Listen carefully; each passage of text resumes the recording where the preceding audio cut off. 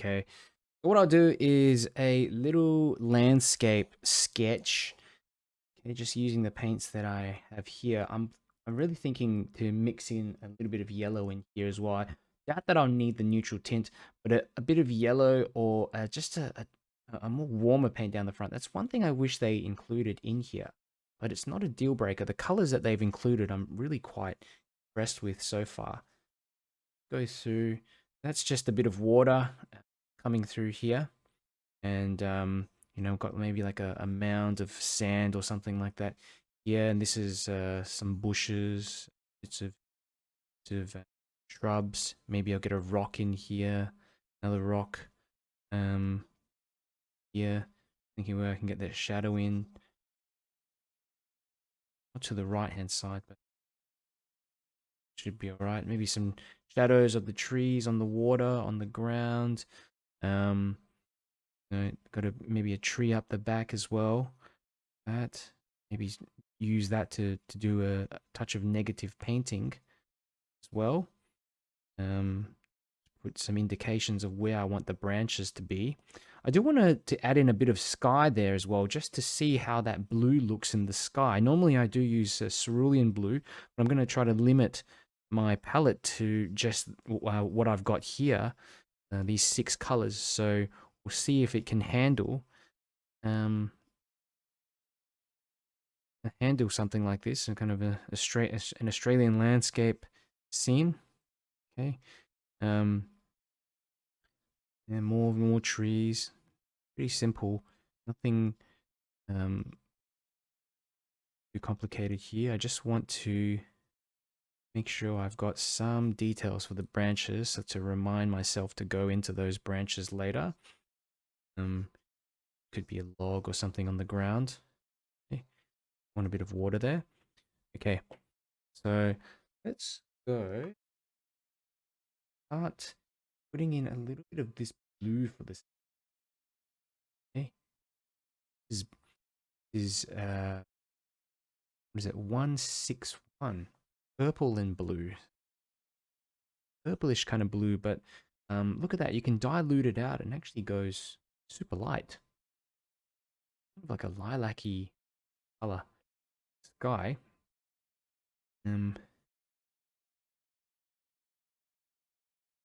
Just like that. Just a very light wash. And I find you can tell with good quality paints when you dilute them, when you dilute the paint out, that it still retains vibrancy and it doesn't look chalky. Definitely say that for these. Have retained this really nice, fresh and fluffy sort of look.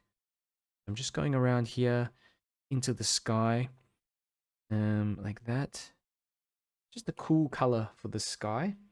I'm hesitant to use any of these other colors. Maybe we could put in some clouds or something like that, just with this kind of darker purplish color, like kind of purple and black. Just maybe a touch of this. Let's see how that works. This sort of wet and wet, effect in the sky. Softer. Something like that. And I am liking it. Looking good. Working my way down into the trees. I just want to start putting in a bit of, yeah, just a little bit of green in areas. I might go with this one here. This is 121, dark blue and green. So just a light wash of this green. And it's always a good idea to use a few different greens in here. So this one here is 172. That's blue and dark green. So you can actually water some of these out a touch. Just go in there. Just getting in a bit of these sort of trees in the distance, and trying to connect it up with the sky a little as well.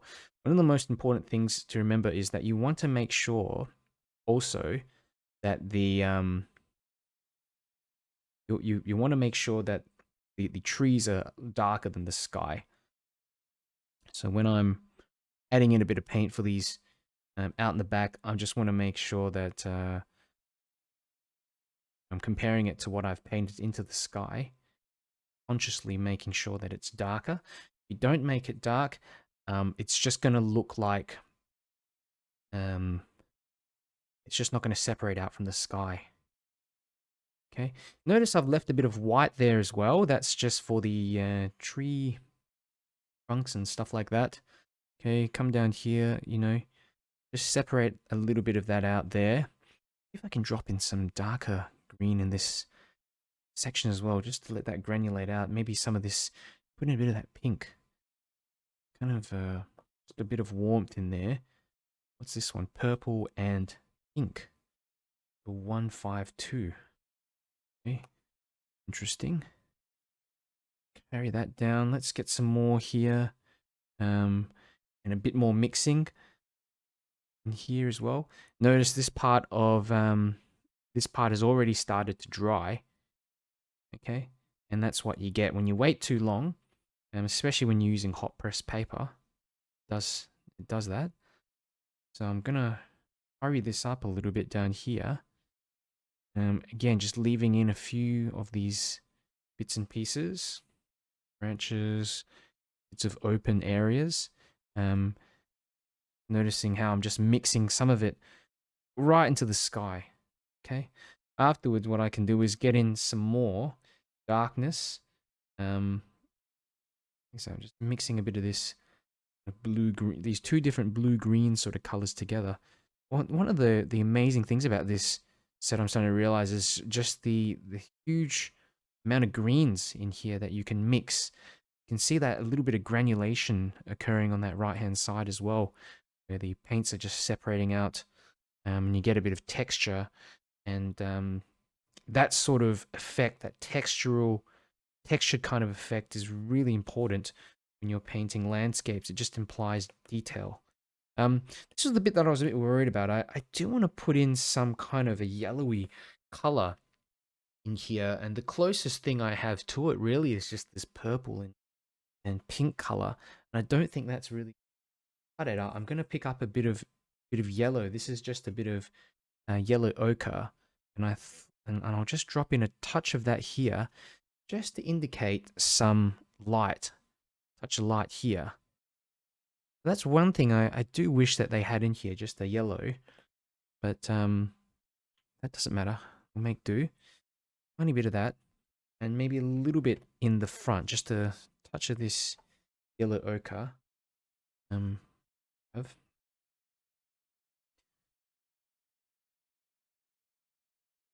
There.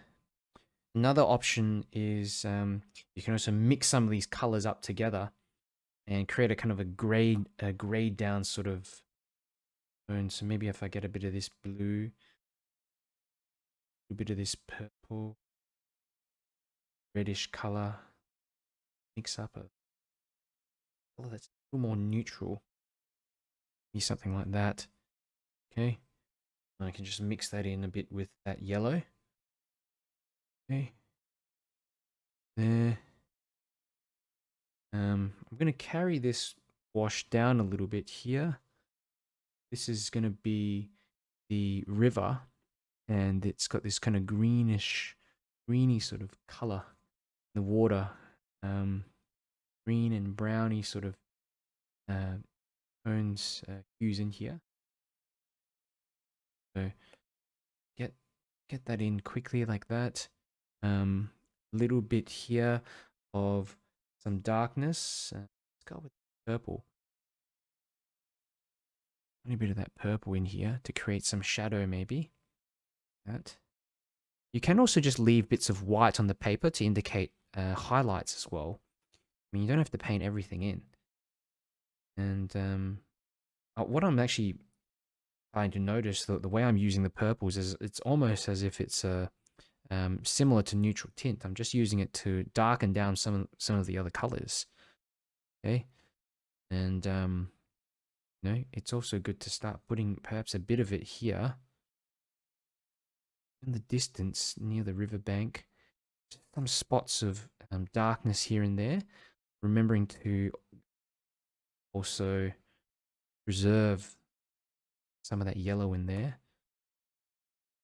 Flick a bit of color in there to see what happens. Just a bit of water. Touch of water, just flick a bit in there. And remember, this is on hot press paper. Well, good. Rid of that a bit. And this first wash, I always like to go very, very light and juicy. There's lots of water in this mix. Let's go downwards. Combine this on, join this on here. Okay. More green.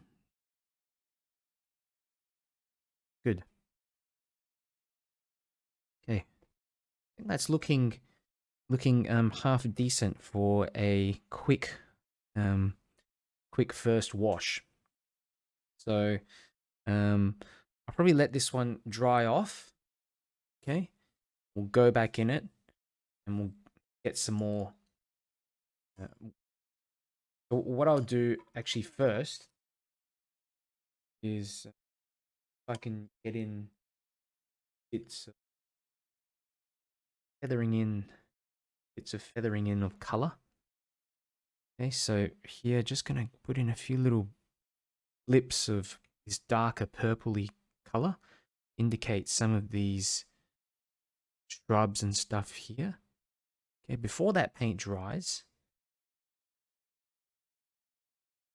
just that, but you know, even in the branches up the top here, I can go pick up some of this darker green and drop that in as well.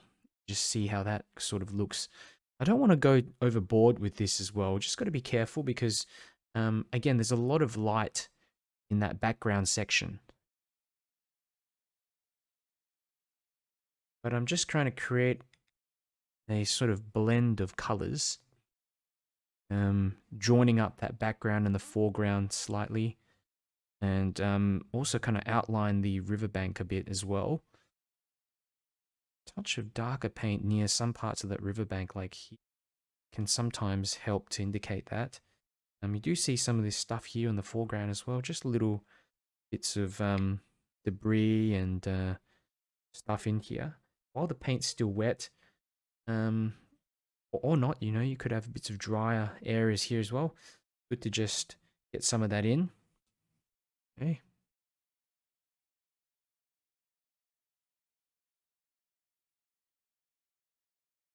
A bit more darkness in here. A bit more green. Okay. A bit more green, a bit more of this greeny color. There's 3 different greens in here, and when you mix them together, really just seems that you can get such a range of different greens, and they're just mixing around in there doing its own thing. But the idea is once you come back to it later and it's all dried, it's going to look really good. Fingers crossed. And with a lot of this wet painting, you're trying to just facilitate what's happening, but we're not really trying to paint exactly what we see. We're just creating a little snapshot, and then we can add some details in later. Look here, I do see there's this rock as well, and might be an opportunity for me to actually get in part of that rock now, just with this brush. Touch of it. That. A bit of shadow running towards the right or something like that. Yeah. Okay. Good. Layering is so important with watercolors, because that's how you create detail. Without adding different layers, it's going to look very boring. So I'll leave this off to dry. All of the colors are just starting to mix together, so probably remember different colors that I talked about initially when I was out on palette. But this is now a bit of this purpley color, purple and black color. And I'm thinking perhaps I'll use some of that, get in some little like shrubs or some little bits of this kind of thing here in the foreground. Okay, bits and pieces. This is just an old round brush that I have. Look at that, it's just all over the place, but it works so well for this type of stuff. I'm just picking the color up almost straight with some a tiny bit of water mixed in there. Okay, so just a little bit of that water to get in the maximum amount of contrast here. This here is I've just got a bit of green now. Great thing when you're working with these sort of splayed brushes, they really do quite erratic things, which looks fantastic when you're doing these type of landscapes. Now I'm also remembering to leave out some light areas here too. Let's go in, let's get in a bit more here. You know, these can turn into rocks as well. Just imagine light source coming from the left-hand side, so maybe casting a bit of light to that right-hand side. Let me use a bit of this other bluish color here. Can just get some potential shadows or something like that for rocks or that kind of thing here. And look, some of this stuff's not even included in the reference photo. Okay, but I'm just adding it in here, using my imagination. Okay, and notice that I've also kept a lot of the whites on the paper, just preserve some of that whites, and those actually help create a touch of light. Bit here, bit here. I think these were meant to be rocks here as well. Let's just let me just try to get that one in. There, this is gonna be like a larger rock there. Maybe another one here, like that. Shadow of that rock. This, there, there. Something like that. It doesn't have to be perfect. Bit more of this paint. I'm gonna get some more water. Everything just starts to mix together at the end. But look at that, just some nice little brush strokes here, joining up these rocks a touch, and I'm just trying to get in a little bit of darkness behind this rock as well. Emphasize the edge of it. The light's kind of hitting an area. Good. Okay, have a look in the trees now. I'm gonna have to use a bit of this purplish color here to get in the, maybe a bit of purple and a touch of this red.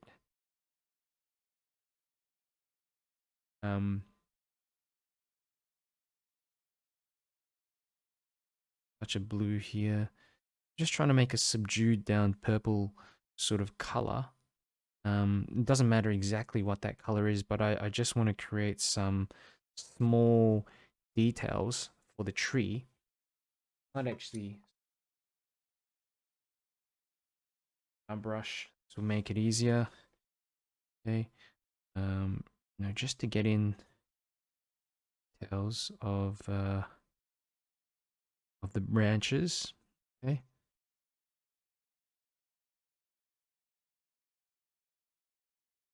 Another thing I've forgotten is just some shadows across the water too for the trees on the left hand side. So just a little bit of that running through the water. Certainly going to help. And just scumble that brush across. It's more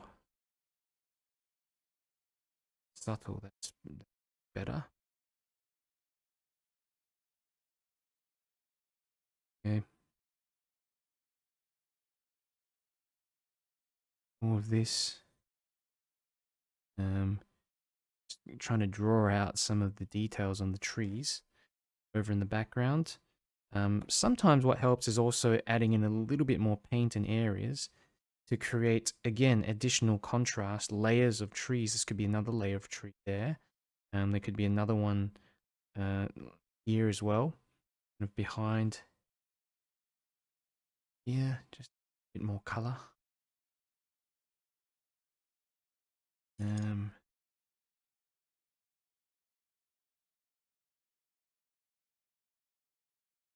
yeah, great thing about these old brushes is that they always serve a little purpose in the end. Get leaves in. It's a bit more convincing when you use brushes like that. And remember, this is really just a quick sketch, so especially on this paper, hot press paper, I'm really quite impressed that it's able to tolerate this many, all this wet and wet work that I'm doing. Very difficult working on hot press paper, especially when you're beginning as an artist. I find that not as forgiving. Everything just appears kind of a bit sharper. Paints and the vibrancy, though, do have a crisp sort of feel to it, which is a bonus. Trying to add some more, little bit of darker leaves and stuff. Yeah. There. And maybe some other layer of trees here in front. There.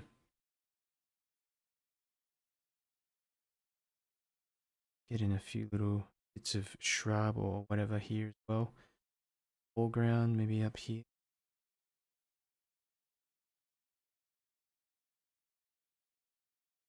And there's really a lot I can do. But I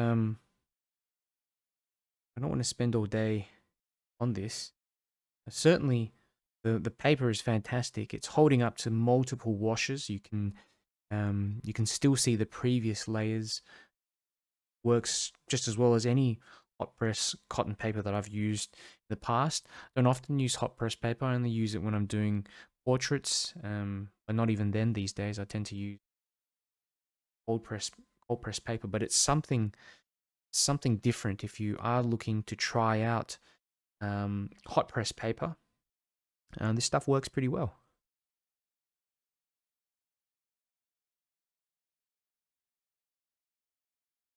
I know in terms of creating detailed sort of works, the hot press paper just allows you to work on a smoother surface. Troughs of the paper don't get in the way.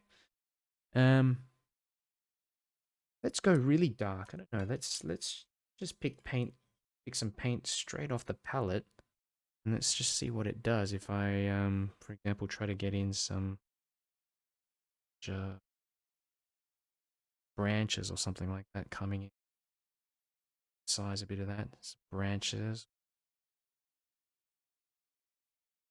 Dark.